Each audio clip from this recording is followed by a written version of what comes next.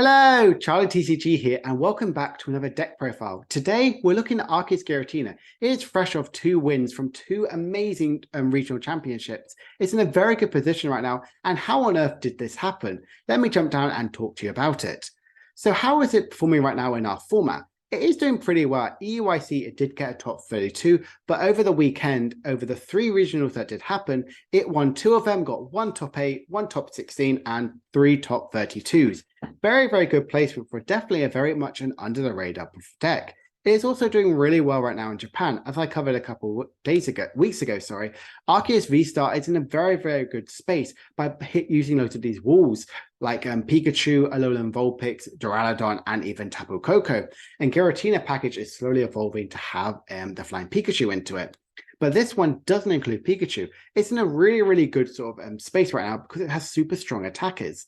No one was really respecting it because Arceus V-Star has the amazing Trinity Nova and Starbirth ability, so you can get that amazing setup you might need. And Giratina V-Star is the best closing game attacker, lost impact to do 280 damage, and you can just pop away one of your DTEs to guarantee the attack. It is a very, very strong judge path sort of deck. The idea is you want to trap the opponent, not let them play any abilities, and try not to get them to draw anything. So let's jump in to see what exactly their list could look like. Now, this is very, very similar to the list I showcased last week when I talked about this in my top 8 sort of decks, which I think could be in this format. I definitely was one of those people which didn't respect it, but it's in a really, really good space right now in the meta. We play a 4-3 line of Arceus V-Star. As I just said, Arceus V-Star has the best setup attack with Trinity Nova, and it has an amazing setup ability, Starbirth, to guarantee you get any 2 cards you might want to have. You could get the energy you might need, the Path to the Peak, the Judge, the Boss, the Pokemon you might need to set up. Really, really, really powerful. And attaching 3 basic energies from your deck to any of your V Pokemon in play is really, really strong. And not just attacking with Arceus V-Star, we have a 2-2 line of Giratina V-Star in here.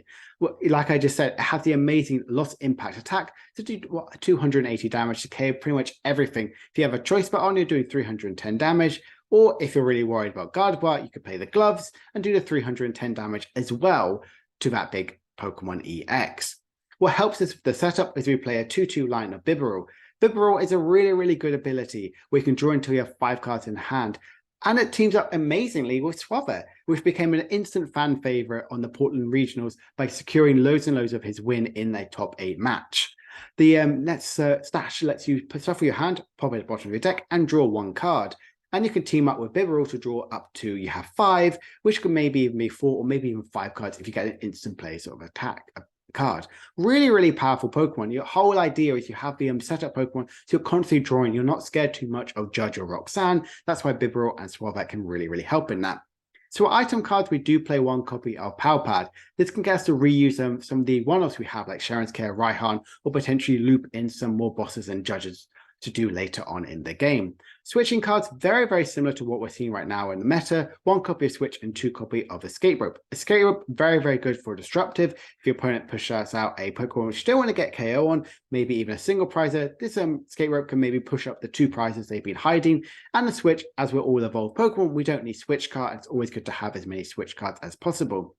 The rest of them really help us with the setup. 3 copies of Trekking Shoes, that's us draw into many more cards, potentially get into some of the pieces we may need to have, or get rid of some pieces we definitely don't need to play. And then we play 4 copies of Nest Ball and Ultra Ball, the best searching cards right now for the deck. Nest Ball really, really good in the early game to guarantee you get your basics, and Ultra Ball to get the Arceus, Giratina, and Bibarel later on in the game. I mentioned a few of these before, but the supporters, we play 1 copy of Sharon's Care. Really, really good, especially if you play V-Guards. You can loop away some of the damage done to Arceus V-Star, denying them from taking any of those 2 prizes.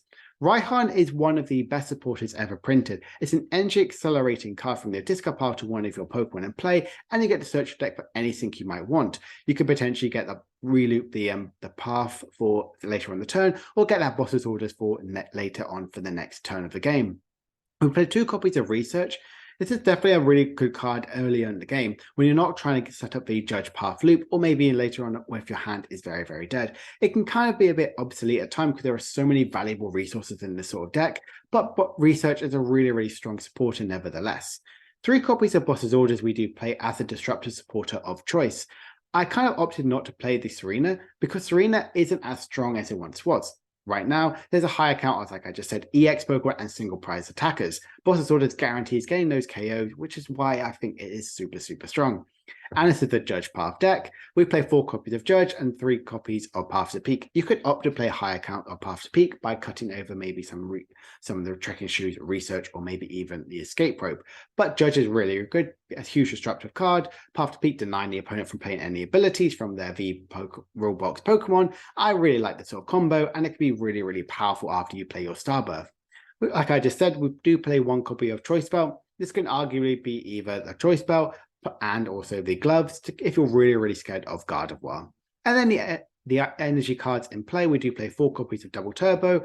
This can make us use Trinity Charge, Trinity Nova, and also with Lost Impact, we can use that at 1 card put in the Lost Zone. 2 copies of V-Guard Energy, really, really powerful because it immediately pushes Giratina and Arceus V-Star into have 300 HP. So it takes the opponent quite a lot to get in that damage for it. And then 4 of each of the Psychic and Grass energies. Not needed to play too much of them, as the special energies can mainly be reliant on Arceus. And these are really, really powerful to get the big KO on the Giratina later on in the game. This is a really, really powerful deck and very similar to the one that did win Singapore regionals. I love this sort of deck. I'm very much joining back in the fun. I think this is an incredibly powerful archetype. And let's have a look at its matchups.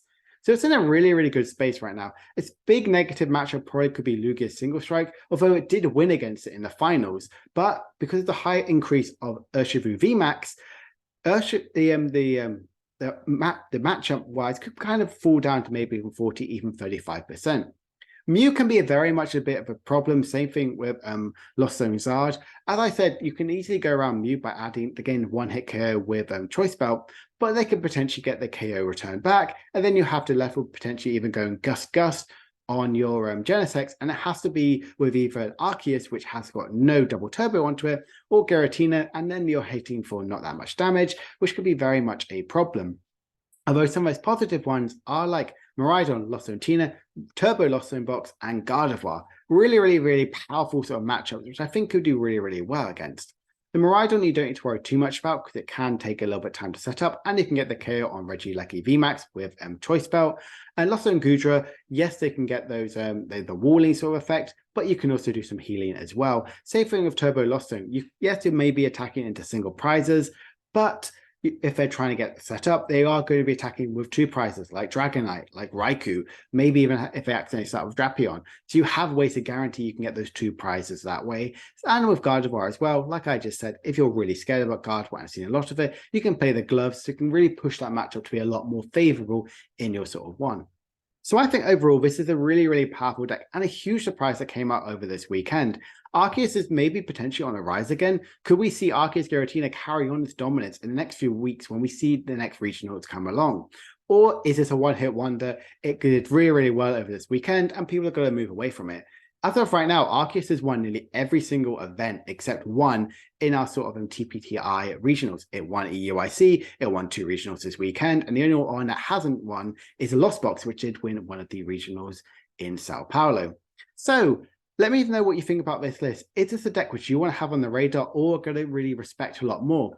Anything you think I should change the list, comment down below.